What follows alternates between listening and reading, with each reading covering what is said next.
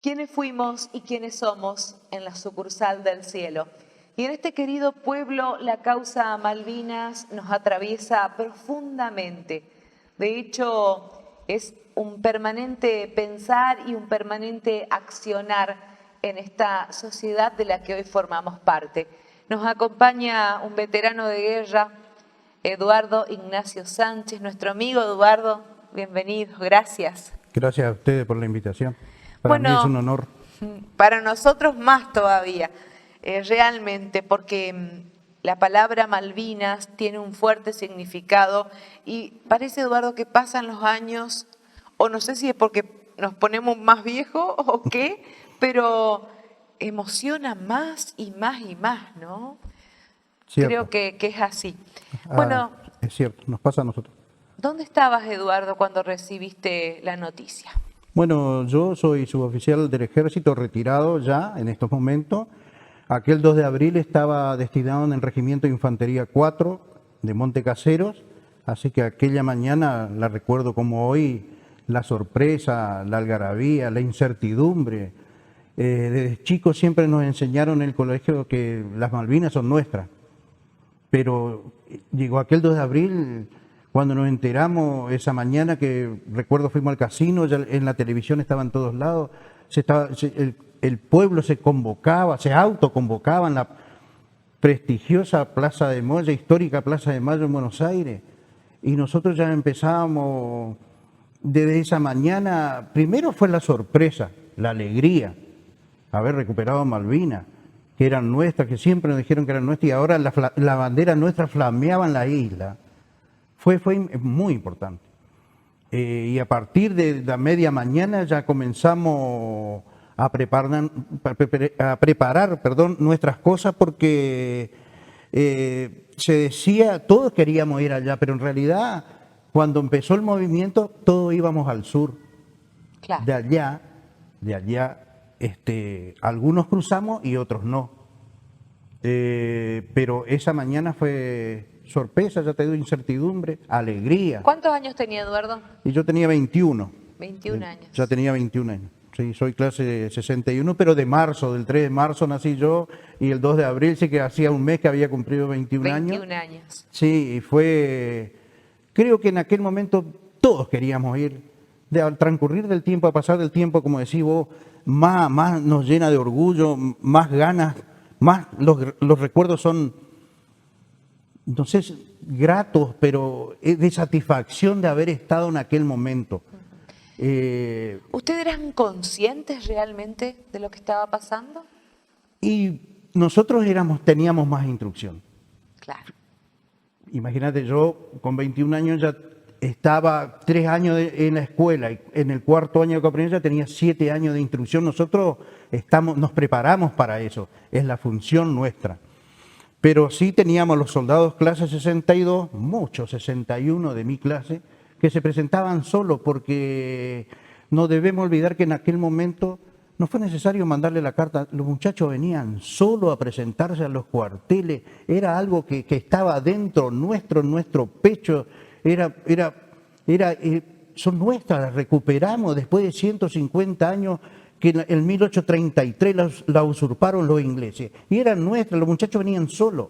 Entonces, Eduardo, más que nada, el viaje tenía el objetivo de cuidar por si pasaba algo, digamos. Claro, ¿no? Nosotros de entrada teníamos entendido que íbamos al sur, es decir, a los lugares donde la gente del sur, mejor equipada que nosotros, teóricamente iba a pasar la isla. Después llegamos al sur y pasamos nosotros. Ahí se cambió todo, bueno, y terminamos en la isla. Pero, bueno, ahí... ¿Cómo fue esa llegada al sur? Yo recuerdo, yo era responsable de 3 camiones Unimog, que viajé con mis 3 camiones en un Hércules. Llegué 3 días después del regimiento, el regimiento 4 había pasado 3 días antes, yo llegué 3 días después con mis camiones, y bueno, llegué, un frío, un viento, una llovizna constante. Yo hice los 20 kilómetros de Puerto Argentino a la primer posición del regimiento 4 en camión. Pero yo dije, pobre estos muchachos que fueron caminando desde que bajaron del avión, esos 20 kilómetros, un terreno fangoso, te hundías, frío extremo, llovizna constante, muy adverso todo. Lo único que nos ayudó muchísimo es el soldado correntino, no hay con qué darle, puede haber lluvia, puede, lo que quieran ponerle adelante, que el soldado correntino atropella, en eso hay que sacarse el sombrero. Y bueno, Julián Cini lo pinta bien en la Pero canción, ¿no? olvídate, Eh, claro que es así. Hiciste ese trayecto, ¿qué pasaba por tu cabeza? Pasaban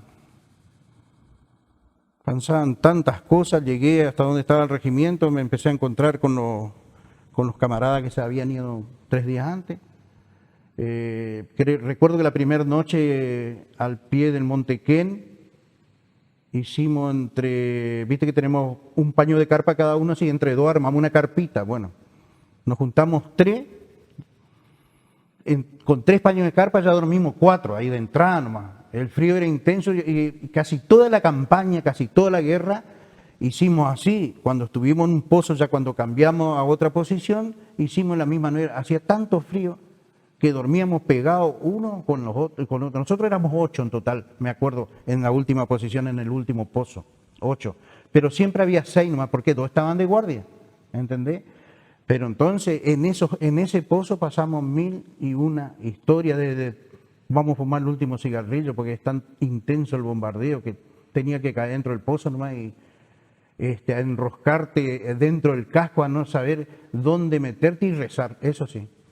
Rezar constantemente que no caiga el proyectil. ¿Cuántos días estuviste dentro de un pozo?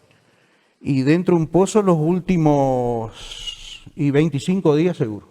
Dentro del pozo. Sí, dentro del pozo. Ojo, salís, no es que estás metido dentro del pozo. Sí, por supuesto. Yo salía, nosotros salíamos por la función que cumplíamos, ya te digo, manejábamos los camiones. Por ejemplo, yo bajaba del cerro todas las mañanas, allá no me gustaba, pero hoy me doy cuenta, después del tiempo, que era mejor que estar constantemente quieto dentro de un pozo, porque teníamos que salir, veníamos, bajábamos. Con los camiones íbamos a buscar la munición a Puerto Argentino, buscábamos los víveres en Puerto Argentino, estamos hablando de 20 kilómetros de distancia todos los días. Llevábamos, ya te digo, la munición, transportábamos los heridos, llevábamos medicamentos, esa era la función nuestra. Entonces, todos los días nosotros subíamos y bajábamos el cerro. Bajábamos a la mañana y lo subíamos nuevamente a la tardecita cuando se calmaba todo, hacíamos el último viaje y ya nos íbamos a nuestra posición nuevamente en las alturas. Dentro del pozo. Dentro del pozo. Salíamos para hacer la guardia, cada 1 hora nos cambiábamos.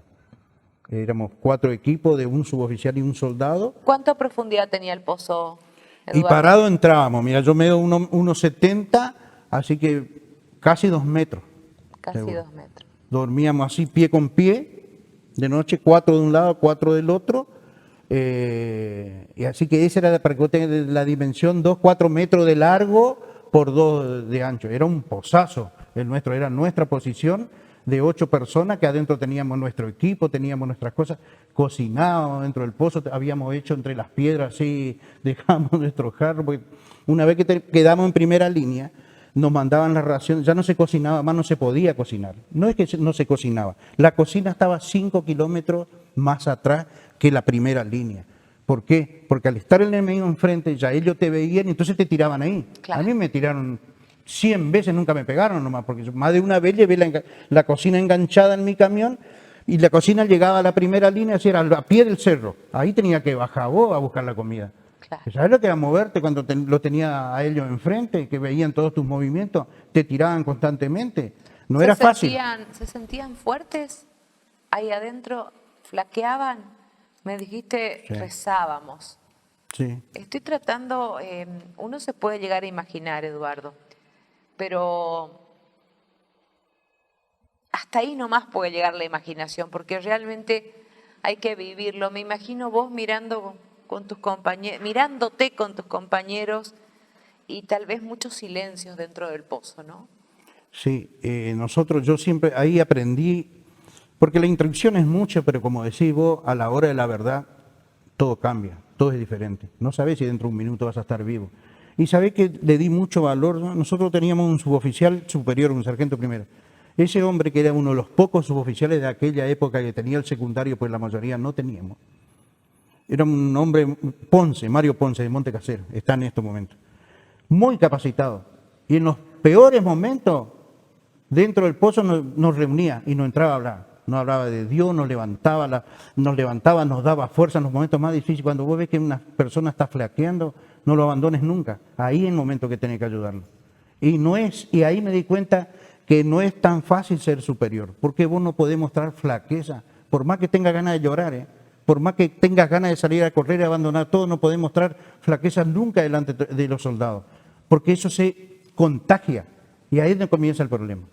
Más de una vez nos sentimos mal, pero salimos, tenés que salir, tenés la obligación de salir. Y más de un soldado que también era capacitado nos dio la mano a nosotros en los momentos difíciles. Vamos, levantate, salí, vamos afuera. Ese ir y venir de ayuda entre nosotros fue muy importante. ¿Cuál fue tu momento más difícil en Malvinas? Mira, el momento más difícil creo que cuando lo encontré a Juan, a mi hermano, en uno de los viajes él era soldado del comando de brigada acá, y yo estaba, como te dije, destinado en el 4 de Infantería. Y en uno de los viajes que hice a buscar víveres, me cruzo con él, bueno, nos encontramos ahí, y ahí le pedí a Dios que si uno de los dos tenía que dar, que sea yo. Porque yo había elegido esa carrera, yo me preparé para eso, yo fui 4 años y era injusto que, como muchos soldados quedaron, yo siempre me dije, y hubiéramos ido todos nosotros, pues si nosotros estábamos preparados para eso, pero la organización es el problema. Claro. Eduardo, ¿vos no supiste hasta que lo encontraste en Malvinas que él estaba ahí? No, claro, no lo sabía. Y tampoco sabía si estaba vivo cuando volvimos, porque no nos vimos en el barco, porque no sabíamos, la comunicación antes era diferente, no hay ahora, viste, como que tenemos un teléfono y sabemos hasta dónde estás, no, era diferente. Tal es así que veníamos en el tren, en el mismo tren que venía dejando las tropas, por ejemplo, yo quedaba en Monte Casero, después venía el tren acá a Curuzú, no sé si siguió Mercedes, no me acuerdo, pero venía así por estaciones, como era el viaje a Buenos Aires en aquella época. Y yo quise moverme de un vagón a otro y no me autorizaron. Yo quería recorrer el tren para ver si él estaba vivo, hablar con alguno del comando de brigada a ver si él estaba vivo. Y no me enteré, no me dejaron en aquella época, no olvidemos que no era... Es muy difícil, no, en esa época se daba una orden y había que cumplirla y bueno. Y me enteré que él estaba vivo y él se enteró que yo estaba vivo una semana después que vinimos acá a Curuzú y nos encontramos. Acá en Curuzú. ¿Tuviste relación con tu familia estando en Malvinas?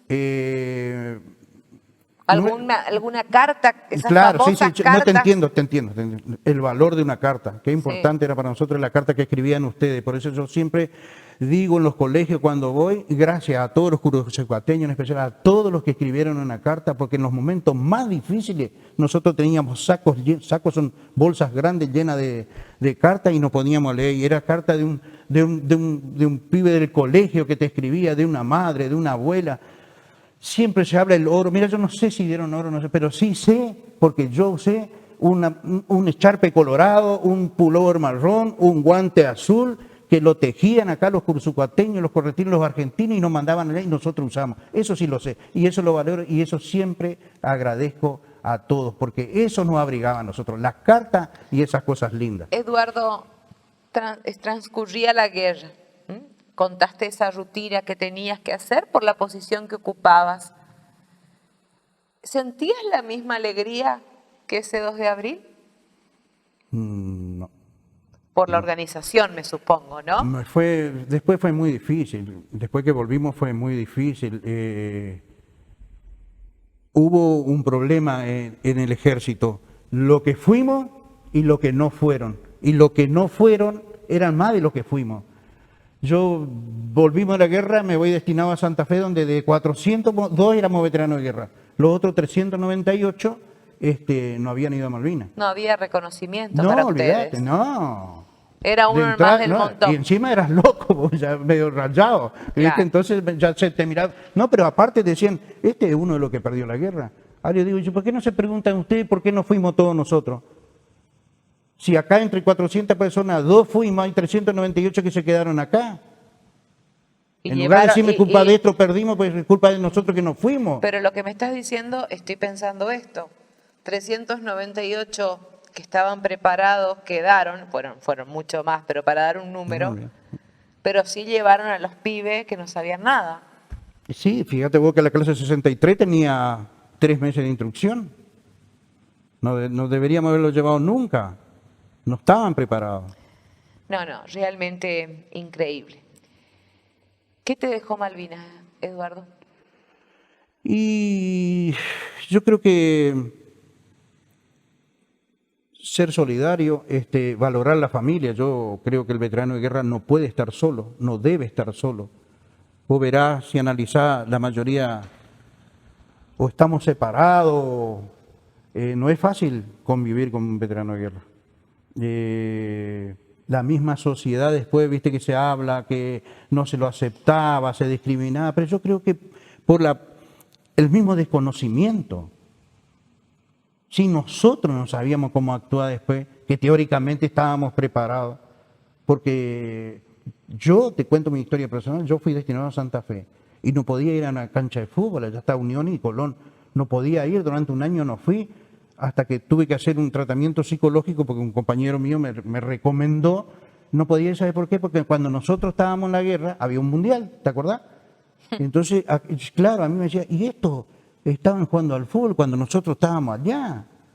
No podía ir a un baile, porque decía, ¿y estos estaban bailando? Como que yo me estaba dando bronca todo eso, ¿me entendés? Como si la sociedad hubiera sido responsable de algo. Y una tarde, recuerdo, de tormenta, yo sabía que estaba en Santa Fe, pero los truenos eran los cañonazos, ¿entendés? Y nosotros ya estábamos siempre mojados, constantemente mojados, porque el clima era así. Creo una sola vez salió el sol, en 57 días estuve. Entonces yo salí afuera y me senté bajo la lluvia, porque yo sabía que estaba en Santa Fe, pero no sé cómo decirte, si tenía que confirmar que estaba ahí.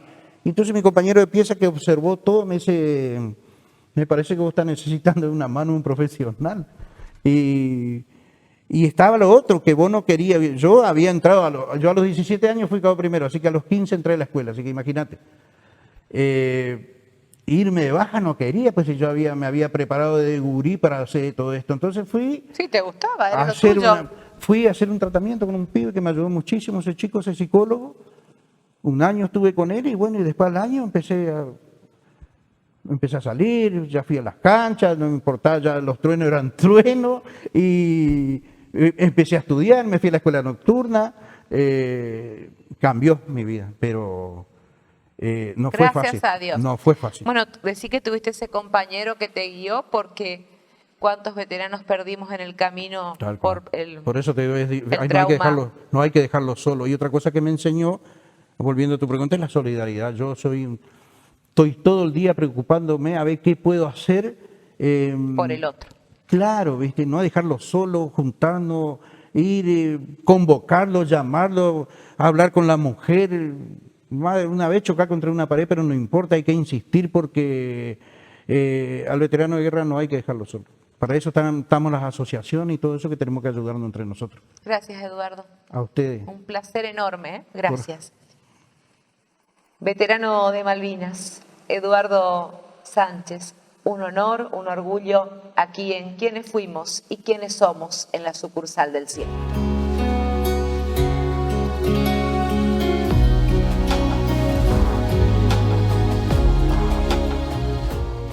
Y con esta historia de Malvinas, esta historia que sigue viva para muchos de nosotros, ahora lo vamos a recibir a Juan Alberto Sánchez. Juan, qué lindo que estés acá, muchas gracias. No, muchas gracias a ustedes y gracias por la invitación. Bueno, Malvinas, y naciste un 20 de junio, me contabas fuera de cámara que los que nacían en fecha patria no hacían la colimba. ¿Cómo era eso entonces? Bueno, eso te da porque eso te dice que es mentira, que es un mito. Que los que nacen en fecha patria no hacen el servicio militar es una gran mentira. Yo nací un 20 de junio, Día de la Bandera, y me tocó hacer el servicio militar e ir a una guerra. Bueno, justamente, ¿no? ¿Cómo fue eso de ir a una guerra siendo soldado? Bueno, yo en el año 81 me convocan para hacer el servicio militar obligatorio en esa época. Transcurría mis días normales, ya el año 82 a punto de salir de baja, ocurre lo de Malvinas, así que yo estaba haciendo servicio militar en la compañía Comando y Servicio del Comando de Brigada Infantería 3, aquella época que existía acá en Curuzú, y bueno, empezaron los preparativos el 2 de abril, y el 15 de abril salimos, la compañía nuestra junto con la brigada, salimos en tren a Paraná. Ahí, Juan, ¿qué preparación tenías? Y lo básico, preparación básica que puede tener algún soldado que lo preparan para un año de servicio militar y de vuelta a la vida civil. Más que eso, digamos. Nada más que eso. ¿Cómo Lo básico y común que puede tener un soldado en un año de experiencia militar. Bueno, hay imágenes que pintan esta parte que vos mencionaste. Fuimos en tren. ¿Cómo fue esa ida en tren? Esa partida más que nada, ¿no? Fue porque fue todo lindo, al principio todo lindo, porque la información que manejábamos nosotros, los soldados, te hablo de nosotros los soldados, era mínima. Sabíamos que íbamos al sur.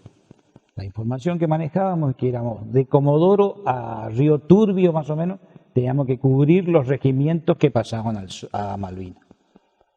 Bueno, transcurrió el viaje de Curuzú a Paraná en tren, de Paraná en avión sin asientos de Aerolíneas Argentinas a Comodoro Rivadavia, y ahí estuvimos, te dije, salimos el 15 de abril, poner que todo el viaje ese entre el tren y avión, un par de días. Nos instalamos en el Liceo General Roca de Comodoro Rivadavia, y de ahí la compañía mía, la compañía Comando y Servicio, si mal no recuerdo, tenía como destino final Río Turbio. Emprendimos el viaje en camiones desde Comodoro a Río Turbio, y ya prácticamente llegando al destino llega la orden de volver a Comodoro Rivadavia y pasar a Malvinas, que fue lo que ocurrió. Todo eso llevó 10 días, el 25 de abril estuvimos en Malvinas. 7 de la tarde, clima totalmente inhóspito para nosotros, la gente acá del norte. ¿Qué vestimenta tenía? ¿Qué le daban a ustedes? La vestimenta típica de los regimientos del norte. La ropa de acá. ¿Temblaste mucho, Juan? A la ropa, termino con esto, a la ropa de acá nos agregaron una campera duet allá en el sur, y eso fue todo lo que nos dieron. Sí, realmente. ¿Te congelaste? Realmente sí, se sufrió mucho. El frío se sufrió mucho. ¿Tuviste hambre? Yo personalmente me las rebusqué bastante bien, porque yo no estuve en primera línea. Yo no estuve en combate cuerpo a cuerpo. Sí sufrí el cañoneo intenso, sí sufrí el ataque aéreo, pero yo estuve en la parte logística. Entonces, mi destino fue Puerto Argentino. Mi trabajo específico era, cuando algún avión o barco llegaba, había que descargarlo en contados minutos o segundos, y yo tenía que hacer mi trabajo. Tenía que descargar, porque ese avión o barco tenía que estar lo mínimo en tierra o en el agua, y tenía que volverse. Así que ese era mi trabajo, y lo hice, y yo creo que lo hice bien. Algo que me olvidé y que va antes en la cronología que estamos haciendo. ¿Cómo reaccionó tu familia cuando te dijeron vamos a Malvinas? Vamos al sur. Bueno, nosotros sabíamos que íbamos al sur. A nosotros los soldados, un día antes de emprender el viaje a Paraná, nos dieron franco. Para que avisemos a nuestros familiares que emprendíamos ese viaje. Yo tengo dos hermanos, uno que ya estuvo con vos hace un ratito, Eduardo, que yo sabía o me imaginaba que él iba a ir porque estábamos en la misma brigada y se decía que la brigada de Curuzú, Montecasero, Mercedes y Paso de los Libres. Y decían que la brigada se movía, así que yo me imaginé que él también iba a ir. Pero él estaba en Montecasero, así que a Curuzú, a nuestra casa, no iba a venir.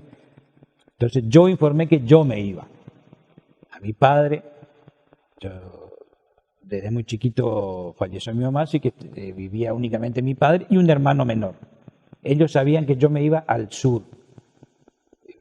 Después del 25 empezaron a recibir cartas mías desde Malvinas. Ahí se enteraron recién que yo estaba en Malvinas. Pero ellos sabían que yo iba al sur.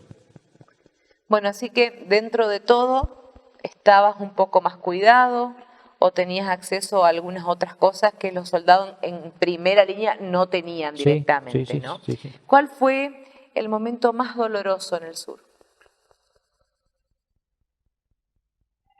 El momento más doloroso fue el día de la rendición. El día más alegre que tuve fue el día que nos encontramos con mi hermano, que él me buscó y él, por ser suboficial del ejército, me buscó, tenía más posibilidades de moverse en la isla y nos encontramos, un abrazo, y bueno, ese fue el momento más emotivo. Y el más doloroso, el día de la rendición, tener que entregar el armamento, el poco armamento que yo tenía, porque por mi trabajo en la isla yo tenía simplemente una pistola, y ese era mi armamento. Y ahí fuiste prisionero de guerra. El 14 de junio entregué mi armamento y sí, fui prisionero de guerra. ¿Cómo fue esos días, Juan? Y yo estuve... Son 5 días que estuviste de prisionero. 5 días, del 14 al 19. Yo estuve desde el 14 de junio al mediodía hasta la medianoche del 15, para empezar el 15, en un galpón encerrado ahí, hasta que nos hicieron embarcar, primero en una barcaza chiquita, para llevarnos un grupo de soldados que le tocaba, le iba subiendo, y no sabías quién era el que estaba al lado tuyo, hasta llevarnos a alta mar donde estaba el barco, el Canberra. Ahí subimos desde el barco chiquito al Canberra por la escalinata de piola esa, que se ven en las películas. Así tenías que subir. Y ahí sí, hasta el 19 de junio no sabíamos a dónde íbamos, porque yo tuve la suerte de viajar en camarote. Yo sé que otra gente viajó en bodegas. Yo tuve la suerte de viajar en el camarote. ¿Cuánto tiempo encerrado en ese galpón? ¿Comían? ¿Los atendían? Sí. ¿Qué pasaba por la cabeza? No sabían si iban a vivir, ¿no? Y no, sí, porque ahí se pasaba mil información, ya salía, había desinformación total, que nos llevaban a Uruguay, que nos llevaban a tal lado, que a Inglaterra, era una desinformación total, uno decía una cosa, otro. En ese sentido, fue horrible la sensación, pero en el tema comida sí, porque abrieron todos los galpones, había comidas en el pueblo, pero a elegir. Podías comer esto, dejar comer lo otro. Desde que estuve, desde el mediodía del 14 de junio hasta la noche que embarqué, sí, tuve acceso a comida sin problema.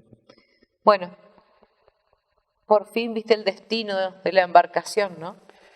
Sí, embarcamos, ahora te digo, a medianoche.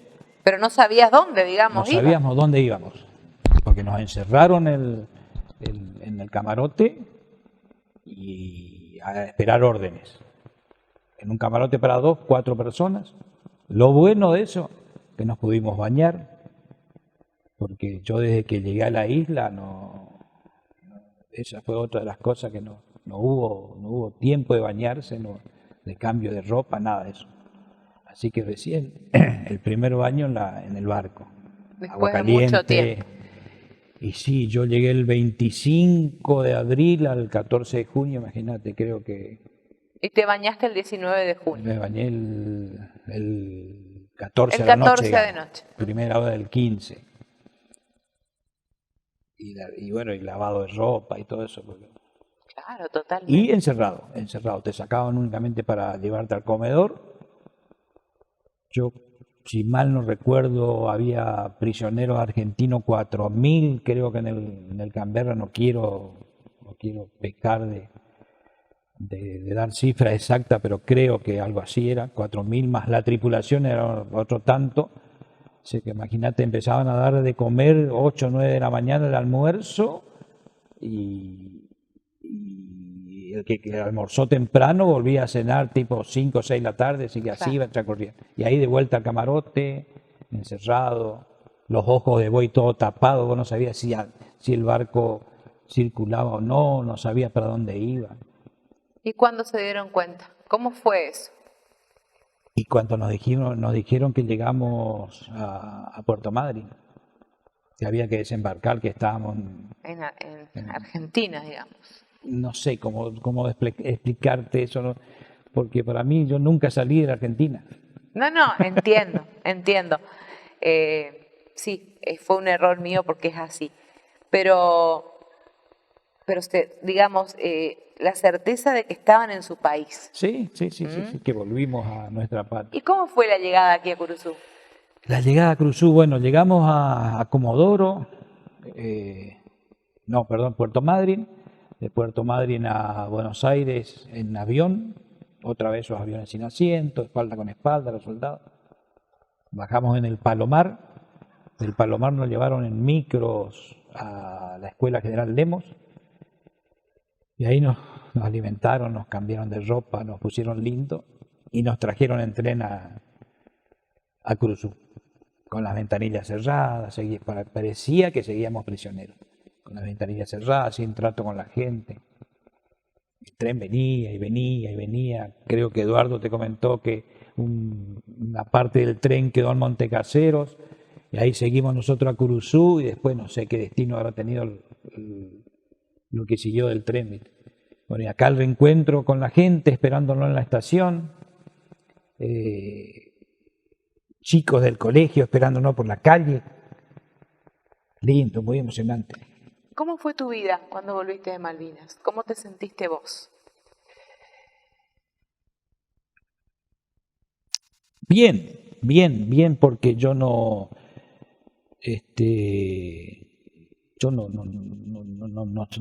me sentí muy afectado al tema de Malvinas. Yo enseguida busqué trabajo, conseguí trabajo enseguida. ¿Dónde? La Municipalidad de Cruz En la municipalidad. En la municipalidad, cuando pedí trabajo yo conseguí. Sé que hay muchos muchachos que tuvieron problemas en las grandes ciudades, escucho comentarios que nos daban trabajo, que nos esquivaban. Mi caso no fue así. Yo cuando busqué trabajo, Conseguiste. conseguí. Eso te rapidísimo. ayudó, supongo, porque te Muchísimo. mantuvo activo, digamos, ¿no? Siempre.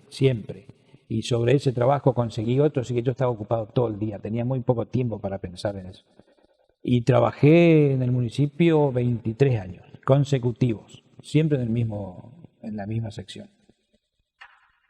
Así que bien, mi regreso de Malvinas fue bien, gracias a Dios no me quedó secuelas, creo.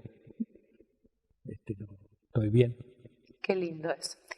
Bueno, yo quiero aprovechar este tiempo que nos queda.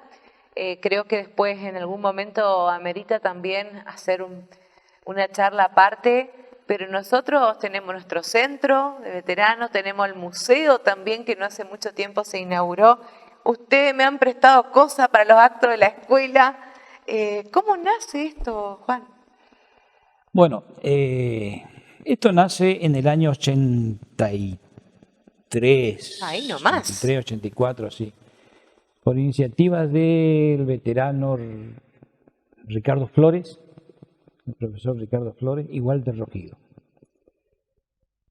Nos empezaron a juntar, convocaron a todos, primero todos únicamente soldados, porque los oficiales de esa época estaban todos en actividad, seguían Claro. todos en actividad. Entonces fue una convocatoria de soldados, que teníamos necesidades laborales, como ya te dije, yo gracias a Dios no la tuve, pero sí gente que sabía que tenía, que alguien le tenía que dar una mano. Entonces surgió la idea de empezar a juntarnos y crear el centro de veteranos de guerra.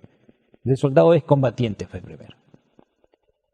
Y bueno, se creó una comisión, primer presidente Ricardo Flores, secretario así. Bueno, yo dentro de la comisión directiva siempre tuve relación con la cúpula de las comisiones directivas.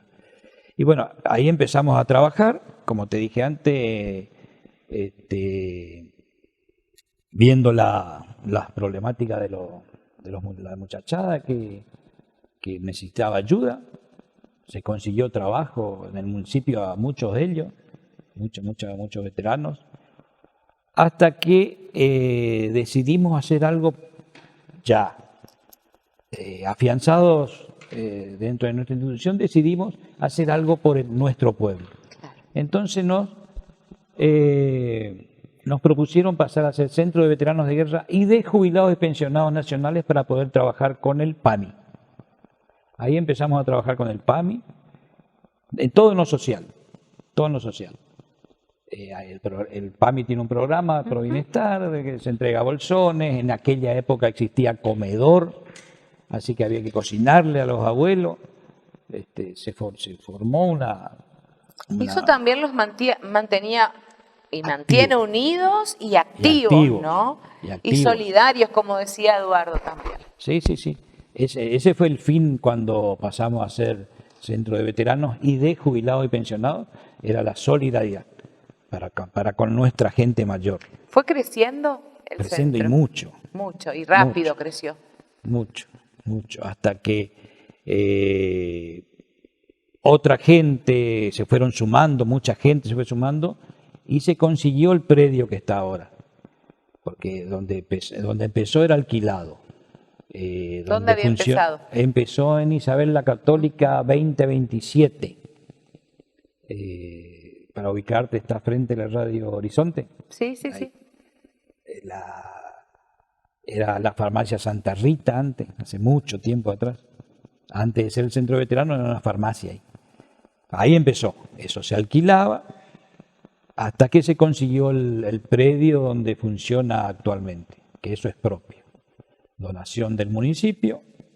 Pero había que construir. Había que construir, nos respaldamos por el ejército, por la municipalidad, por el gobierno provincial y se logró hacer el lugar donde estamos ahora. Y últimamente el museo. Y últimamente eso fue el año pasado se inauguró. El año pasado se inauguró, 16 de noviembre del año pasado se inauguró, exactamente. Que me acuerdo, yo hablaba con Eduardo, querían llegar para el 2 de abril, después para el 14 de junio y no se podía llegar y bueno, afortunadamente... Llegamos para el 16 ¿Qué más soñás para el centro, Juan? Bueno, tenemos otros proyectos. Actualmente yo soy el tesorero de la institución y tenemos un proyecto lindo, hermoso, grande. Nuestra idea con el presidente y todos los otros muchachos de la comisión directiva es hacer un cine, Qué lindo. Un salón más grande que aparte de museo sea cine para esto, charlar con los colegios, no únicamente los colegios, la gente. Hagan un cine grande donde podamos ir a Sí, mirar películas, a hacer un montón de actividades. Esa es la idea.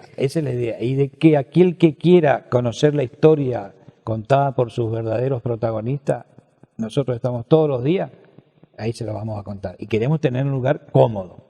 Sí, y le vamos a invitar a la gente que después investigue también, porque nuestro soldado, el monumento, tiene una historia increíble. Eduardo también me ayudó a descubrirla, porque cumplió el soldado el año pasado, ¿no? O antepasado, ya me olvidé, cumplió 30 años, ¿no? 30 años creo ese que sí. soldado. Sí, creo que sí. Gracias por estar. No, muchas gracias a ustedes por la invitación. Siempre para colaborar con ustedes en lo que sea necesario y el eterno agradecimiento. Nosotros agradecidos al pueblo cruzucateño. Y déjame decirte una última cosita. ¿Cómo no? Todo lo que nosotros hacemos lo hacemos pensando en lo mucho que hicieron en el año 82 por nosotros. Hay que hacer más. Siempre uno se queda corto. Hay que hacer más. En quienes fuimos y quienes somos en la sucursal del cielo, Juan Alberto Sánchez, soldado combatiente, soldado en Malvinas.